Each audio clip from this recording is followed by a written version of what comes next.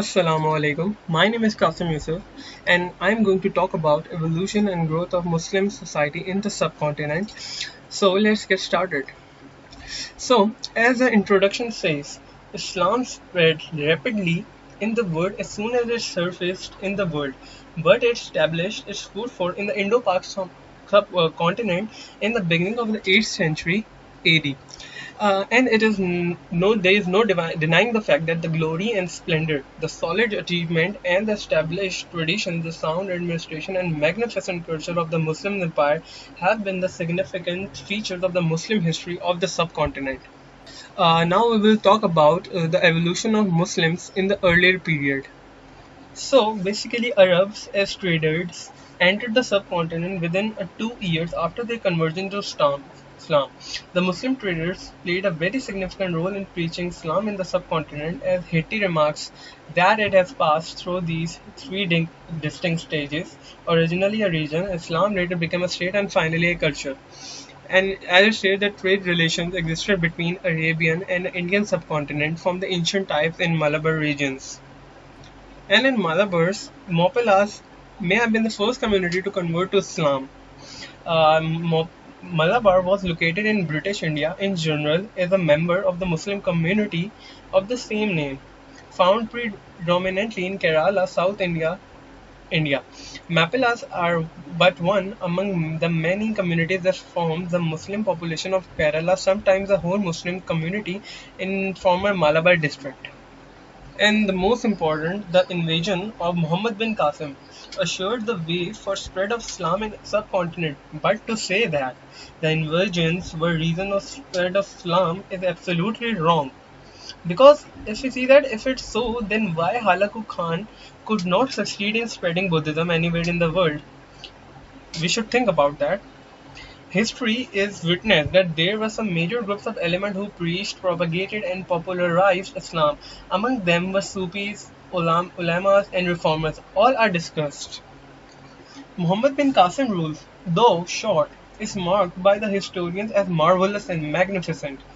He gave relief to the local population scourged by the extrajudicious rule of the erstwhile Rajas in general and Raja Dahir in particular.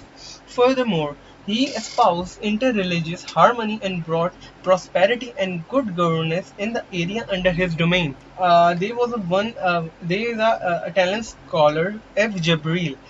He said that present-day Pakistan, holding the values of Islam in such a high esteem, should look upon the young Arab conqueror, who is Muhammad bin Qasim, also almost as a distant kist, a hero of South Asian Islam. Many translation of many Sanskrit books to Arabic in the 8th century during the reign of Abbasid Caliphate is a proof of how Muslim society was evolving in the subcontinent. Now we will see about the traders and growth of Islam.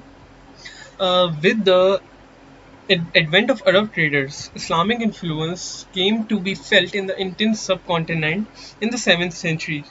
Arab used to visit the Malabar region, which was a link between them and the ports of Southeast Asia, so they can trade. And it was before Islam had been established in Arabia. The Arab merchants mostly used to trade and became the carriers of the new religion. They propagated it wherever they want. Yes, preachers of Islam. So history is witness that there were some major groups of elements who preached, propagated, and popularized Islam. Among them were Sufis, ulamas, and reformers. In the subcontinent, Sufis made untiring, selfless, and incessant struggle for the spread, growth, and evolution of Islam. The spread of Islam stems from the invasion of Muhammad bin Qasim in the subcontinent, but roots of Sufism took shape and became an institution in the 12th and 13th century. So let's talk about that. Sheikh Ismail Bukhari. Due to his attractive personality, people accepted Islam in large numbers. Thousands of Hindus attended his sermons every Friday, and it was generally believed that no unbeliever came into personal contact with him without being converted to Islam. It was a huge change.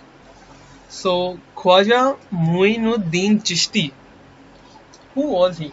A great Sufi, popularly known as Khwaja Ajmeri, converted thousands of non-Muslims to Islam. While in Delhi on his way to Ajmer, he is said to have converted 700 Hindus to Islam. It is a big achievement though. He also introduced Chishtiya Silsiya in India. Bahauddin Zakaria, a highly educated person, Bahauddin Zakaria was the founder of Showardi Silsila in India. His alluring personality and policy of public welfare impressed non-Muslims to embrace Islam at a grandiose scale. Farid Farid al-Din Ganj Shakkar.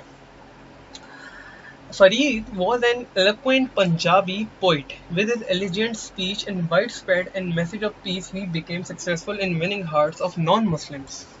However, apart from these, there were many other Sufis who played a very important role in the evolution and growth of Muslims in the subcontinent.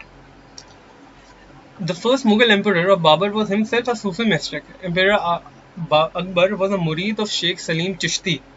He made annual pilgrimage on the foot of tomb of Sheikh Salim as well as the tomb of Khwaja Moinuddin of Ajmer. Since the method and process of the Sufis have changed little over the last 1,000 years, the Chishtiya order, together with its sister Qadariya and Surwadi orders, provide a cultural link between modern Islam with the Middle Ages. As you know, it is already written there that the Mughal Emperor Babur was himself a Sufi mystic. It tell about that Islam was began to spread in the subcontinent. In the Mughal era, it was also evolving. Shah Waliullah, who thought that his first duty as a reformer was to reinterpret Islamic value, he was a great ulama. He didn't just found only political but also spiritual downfall of the Muslim of India. The greatest difference, that the most poisonous of them, was the differences between the Sunnis and Shia. The socio-political condition of the Muslims also needed reforms. On economic front, Shah Waliullah suggests that basic needs and requirements of human life should be fulfilled and the institutional development was essential.